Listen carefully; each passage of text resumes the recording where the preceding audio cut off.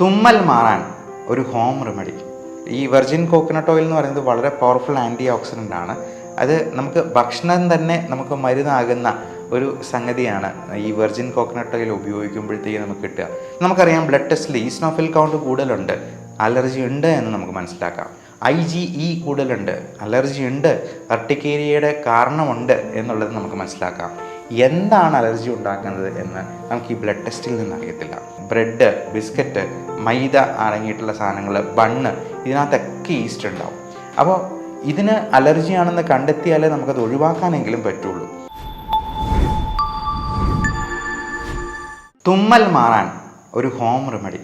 Allergy പല പ്രശ്നങ്ങൾ ഉണ്ടാക്കാറുണ്ട്. മൂക്കടപ്പും തുമ്മലും കണ്ണു ചൊറിച്ചിലുമായിട്ട് അത് വരാം. അലർജി ശ്വാസകോശത്തെ ബാധിക്കുമ്പോൾ ചുമ, കഫക്കെട്ട്, ശ്വാസം മുട്ടൽ, വീസിങ്, വലിവ് പോലത്തെ പ്രശ്നങ്ങൾ, അത് സ്കിന്നിൽ അർട്ടിക്കേരിയ, സ്കിൻ റാഷസ് ഒക്കെ വരാം. അപ്പോൾ ഇതിൻ്റെ ബേസിക് കാരണം അലർജി തന്നെയാണ്. ഈ അലർജിക്ക് ഹോം റെമഡി അല്ലെങ്കിൽ ചെപ്പടി വിദ്യ എന്നൊക്കെ പറയുമ്പോൾ നിങ്ങൾ തന്നെ അത്ഭുതപ്പെട്ടേക്കാം. മോഡേൺ മെഡിസിനിലൊരു ഡോക്ടർ എന്തിന് അങ്ങനെ ഒരു കാര്യം പറയണമെന്ന്. ഞാൻ എപ്പോഴും മലയാളം പറയാൻ ആഗ്രഹിക്കുന്ന ഒരു ഇംഗ്ലീഷ് ഡോക്ടറാണ്. നമുക്ക് വീട്ടിൽ തന്നെ ചെയ്യാവുന്ന കാര്യങ്ങളൊക്കെ ചെയ്ത് നോക്കിയിട്ട് അതിൽ പറ്റിയില്ല എന്നുണ്ടെങ്കിൽ, അതിൻ്റെ ലൈഫ് സ്റ്റൈൽ മോഡിഫിക്കേഷൻ കൃത്യമായിട്ട് പാലിച്ചിട്ടും ശരിയായില്ല എന്നുണ്ടെങ്കിൽ നമ്മൾ കൃത്യമായിട്ടുള്ള ട്രീറ്റ്മെൻറ്റ് എടുക്കുക തന്നെ വേണം. അതിനെക്കുറിച്ചും ഞാൻ ഇതിൻ്റെ അവസാനം പറയുന്നതാണ്. നമുക്ക് ആദ്യം ഈ അലർജിക്ക്, തുമ്മലിന്, നിർത്താതെയുള്ള മൂക്കൊലിപ്പിന്, മൂക്കടപ്പിന് വീട്ടിൽ ചെയ്യാവുന്ന ഒരു ഹോം റെമഡി. അത് നല്ല അത്യുഗ്രൻ ടേസ്റ്റുള്ള ഒരു ഹെൽത്ത് ഡ്രിങ്കും കൂടിയാണ്. അപ്പോൾ അതിന് ചെയ്യേണ്ട എന്തൊക്കെ സാധനങ്ങളാണ്, ചേരേണ്ടത് എന്തൊക്കെയാണ് എന്നുള്ളത് നമുക്ക് നോക്കാം. ഇതിൽ വേണ്ടത് തുളസി ഇല, മഞ്ഞൾപ്പൊടി, നെല്ലിക്ക, തേൻ, വെർജിൻ കോക്കനട്ട് ഓയിൽ, ആവശ്യത്തിന് വെള്ളം, സ്വല്പം ഉപ്പ്. അപ്പോൾ തുളസിയിലേക്ക് എത്ര വേണമെന്നുള്ളത് നമുക്ക് തന്നെ തീരുമാനിക്കാം. നമുക്കറിയാം അതിൻ്റെ ടേസ്റ്റ് എത്രത്തോളം എന്നുള്ളത്. അതൊരു 4-5 തുളസി ഇല എടുക്കാം. അതുപോലെ മഞ്ഞൾപ്പൊടി ആണെങ്കിലും ആവശ്യത്തിന് എടുക്കുക. വെർജിൻ കോക്കനട്ട് ഓയിൽ 2 ടീസ്പൂൺ മതിയാവും. ഈ വെർജിൻ കോക്കനട്ട് ഓയിൽ എന്ന് പറയുന്നത് വളരെ പവർഫുൾ ആൻറ്റി ഓക്സിഡൻ്റ് ആണ്.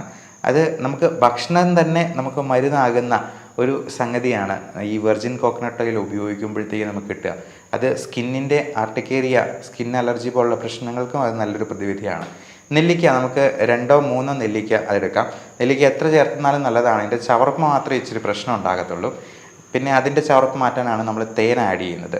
ഉപ്പ് ഒത്തിരി ചേർക്കരുത്, 1-2 നുള്ളു മതി. അത് നമുക്ക് ആവശ്യത്തിന് ചേർക്കാം എന്ന് പറയാം. എന്നിട്ട് ഇത്രയും ചേർത്തതിന് ശേഷം മിക്സിയിലിട്ട് അടിക്കുക.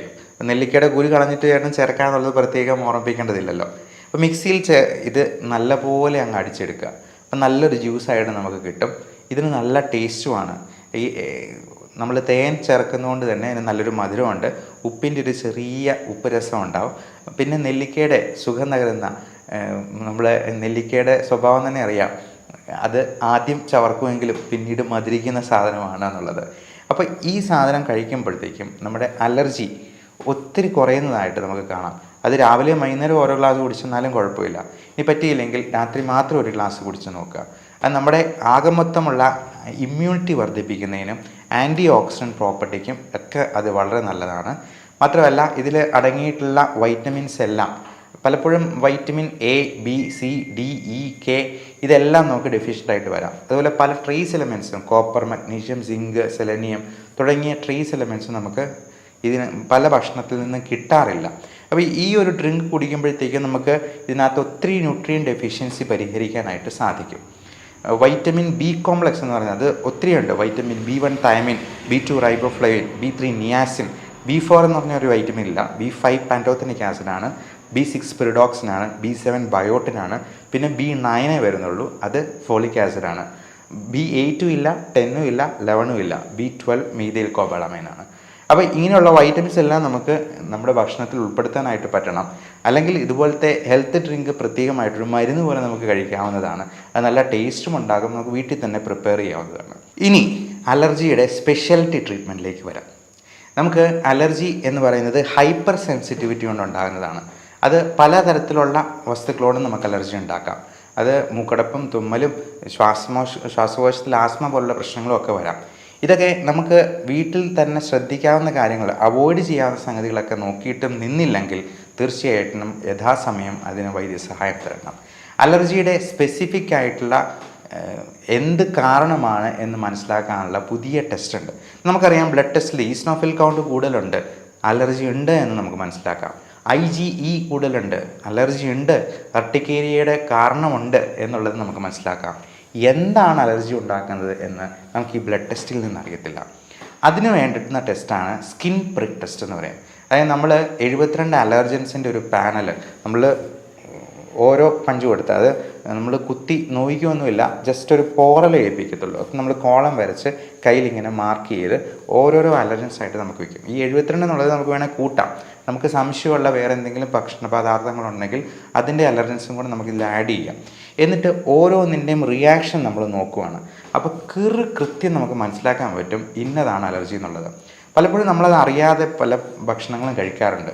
ഉദാഹരണത്തിന് ഗോതമ്പ്, പാല്. കഴിഞ്ഞ ദിവസം ഒരു വൈദ്യന് ചെയ്തപ്പോൾ അതായത് ഈസ്റ്റ് അലർജിയാണെന്ന് കണ്ടെത്തി. അപ്പോൾ ഈസ്റ്റൊക്കെ നമ്മൾ പോലും അറിയാതെ നമ്മുടെ ഉള്ളിൽ പോകുന്ന സാധനമാണ്. അത് അപ്പം, അല്ലെങ്കിൽ ബ്രെഡ്, ബിസ്ക്കറ്റ്, മൈദ അടങ്ങിയിട്ടുള്ള സാധനങ്ങൾ, ബണ്ണ്, ഇതിനകത്തൊക്കെ ഈസ്റ്റ് ഉണ്ടാവും. അപ്പോൾ ഇതിന് അലർജിയാണെന്ന് കണ്ടെത്തിയാലേ നമുക്കത് ഒഴിവാക്കാനെങ്കിലും പറ്റുള്ളൂ. ഇനി ഒഴിവാക്കാൻ തീരെ പറ്റാത്ത ചില സംഗതികളുണ്ട്, 100% പ്രാക്ടിക്കൽ അല്ലാത്തത്. ഉദാഹരണത്തിന് പൊടി, ഡസ്റ്റ് മൈറ്റ്സ് എന്ന് പറയുന്നത് ഒത്തിരി അലർജി ഉണ്ടാക്കുന്ന സംഗതിയാണ്. അത് തന്നെ പല വെറൈറ്റി ഉണ്ട്. അതുപോലെ കൊതുക്, മോസ്കിറ്റോ ബൈറ്റ്, അത് ഒത്തിരി പേർക്ക് അലർജി കാണാറുണ്ട്. പാറ്റ, നമ്മൾ എത്ര ശ്രമിച്ചെന്നാലും ചിലപ്പോൾ പാറ്റ കയറിയെന്നിരിക്കാം. പല ജീവികളുടെ വിസർജ്യം എല്ലാം അലർജി ഉണ്ടാകുന്നതാണ്. അപ്പോൾ ഇതൊക്കെ നമ്മൾ എന്താ ചെയ്യുക, ഇമ്മ്യൂണോതെറാപ്പി എന്ന് പറയുന്ന പുതിയ ലെവൽ ഓഫ് ട്രീറ്റ്മെൻ്റ് ഉണ്ട്. ആ ട്രീറ്റ്മെൻറ്റ് വഴി നമുക്ക് ഈ അലർജി മിക്കവാറും ആൾക്കാരിൽ 90% വരെ മാറ്റാൻ പറ്റും. അതിന് പക്ഷേ ഒരു സ്പെസിഫിക് ഏജ് ഗ്രൂപ്പുണ്ട്. നമ്മൾ ഒത്തിരി പ്രായമായതിൽ ഈ ഡീസെൻസിറ്റൈസേഷൻ മെത്തേഡ് നമുക്ക് കൊടുക്കാൻ പറ്റില്ല. ഒരു 50 വയസ്സ് വരെ അതിന് അനുയോജ്യമായ പ്രായം എന്ന് പറയാം, ഏറിയാൽ ഒരു 60 വയസ്സ് വരെ. എന്നാലും എത്ര വയസ്സുള്ളവർക്കും നമുക്ക് ഈ സ്കിൻ പ്രിക്ക് ടെസ്റ്റ് ചെയ്ത് എന്തിനാണ് അലർജി എന്നുള്ളത് കണ്ടുപിടിക്കാം. പക്ഷേ ഇമ്മ്യൂണോതെറാപ്പി കൊടുക്കാൻ ഒത്തിരി പ്രായമായി കഴിഞ്ഞാൽ സാധിക്കില്ല. അതുകൊണ്ട് കൊച്ചുകുട്ടികൾക്കും ചെറുപ്പക്കാർക്കുമൊക്കെ ഏറ്റവും അനുയോജ്യമായിട്ടുള്ള കാര്യം ഇമ്മ്യൂണോതെറാപ്പിയാണ്. അല്ലെങ്കിൽ എന്തിനു വേണമെങ്കിലും അലർജി അവർക്ക് എപ്പോൾ വേണമെങ്കിലും ജീവിതത്തിൽ ഉണ്ടാകാം. അത് സൂര്യന് കീഴേ എന്നായിരുന്നു പണ്ട് പറഞ്ഞുകൊണ്ടിരുന്നത്. പക്ഷേ ഞാൻ പറയാം, സൂര്യൻ ഉൾപ്പെടെ എന്തിനും അലർജി ഉണ്ടാക്കാം. കാര്യം പല സ്ത്രീകൾക്കും ഫോട്ടോ സെൻസിറ്റിവിറ്റി, സ്കിന്ന് അലർജി ഈ സൂര്യ വെളിച്ചത്തിൽ നിന്നുണ്ടാകാറുണ്ട്. അവർ ബ്ലൗസ് ഇടുന്ന ഭാഗം ഒഴിച്ച് ബാക്കി എല്ലായിടത്തും ഭയങ്കര പിഗ്മെൻറ്റേഷനും ചോർച്ചിലും പ്രശ്നങ്ങളും ഒക്കെ ആയിരിക്കും. അത് അവരുടെ ബ്ലൗസ് ഇട്ടിരിക്കുന്ന ഭാഗം തന്നെ കൃത്യമായിട്ട് അറിയാം. അവർ തന്നെ പറയാറുണ്ട്, എൻ്റെ മുഖത്തിന് മൊത്തം കരുവാളിപ്പ, എന്നാലും എൻ്റെ ശരീരം നല്ല വെളുത്തായിരിക്കുന്നു ഡോക്ടറെന്ന്. അപ്പോൾ ഇങ്ങനെയുള്ള സങ്കടങ്ങൾ ഒത്തിരി പേർക്കുണ്ട് എന്നുള്ളത് കൊണ്ട് ഈ ഡെർമറ്റ് സൈക്കാട്രി എന്ന് പറയുന്ന ഒരു ബ്രാഞ്ച് തന്നെയുണ്ട് ഈ സ്കിൻ അലർജിയിൽ ഉണ്ടാകുന്ന മാനസിക പ്രശ്നങ്ങളെ പ്രത്യേകം അഡ്രസ്സ് ചെയ്യാനായിട്ട്. പ്രത്യേകിച്ചും സോറിയാസിസ് പോലുള്ള അസുഖങ്ങൾ, ഇതിനൊക്കെ ഫലപ്രദമായിട്ടുള്ള ഹോം റെമഡീസ് ഉണ്ട്. അത് ഞാൻ നേരത്തെ സോറിയാസിസിൻ്റെ ഒരു ഹോം റെമഡി പറഞ്ഞിട്ടുണ്ട്. അതുപോലെ കരിമംഗല്യത്തിന് ഉള്ള ഫേസ് പാക്കുകളുണ്ട്, നമുക്ക് വീട്ടിൽ തന്നെ പ്രിപ്പയർ ചെയ്യാവുന്നത്. ഇതിൽ നിന്നില്ല എന്നുണ്ടെങ്കിൽ, ലൈഫ് സ്റ്റൈൽ മോഡിഫിക്കേഷനും കൊണ്ടും ഫലവത്തായില്ലെങ്കിൽ നമ്മൾ യഥാസമയം കൃത്യമായിട്ടുള്ള ട്രീറ്റ്മെൻറ്റ് എടുക്കണം. അത് അലോപ്പതി തന്നെ വേണമെന്ന് ഒരു നിർബന്ധവും ഇല്ല. ആയുർവേദമാണെങ്കിലും ഹോമിയോപ്പതി ആണെങ്കിലും ഒരു കുഴപ്പമില്ല. പക്ഷേ രജിസ്റ്റേർഡ് മെഡിക്കൽ പ്രാക്ടീഷണറുടെ അടുത്ത് തന്നെ പോയി ട്രീറ്റ്മെൻറ്റ് എടുക്കുക. കാരണം നമ്മളെക്കാൾ വിദ്യാഭ്യാസം കുറഞ്ഞ ഒരാളുടെ അടുത്ത് പോയി ചികിത്സ തേടുന്നതിൽ പരം ഒരു മണ്ടത്തരം വേറെയില്ല. അതിനാണ് നമ്മുടെ നാട്ടിലെ നിയമങ്ങൾ. ഇതെല്ലാം ലൈസൻസ്ഡ് ജോബ്സ് ആണ്. അപ്പോൾ കൃത്യമായിട്ടുള്ള ട്രീറ്റ്മെൻറ്റ് കൃത്യ വ്യക്തിയുടെ അടുത്ത് തന്നെ പോയി എടുക്കാനായിട്ട് ശ്രമിക്കുക. ഇതിൽ എല്ലാ വൈദ്യശാസ്ത്ര ശാഖയിലും അവരുടേതായ ട്രീറ്റ്മെൻറ്റ് ഉണ്ടാകും. അത് കൃത്യമായിട്ടുള്ള നിയമസാധ്യതയോടുകൂടിയുള്ള ചികിത്സാ മാർഗം തന്നെ സ്വീകരിക്കാനായിട്ട് പ്രത്യേകം ഓർമ്മിച്ചുകൊള്ളുന്നു. നന്ദി.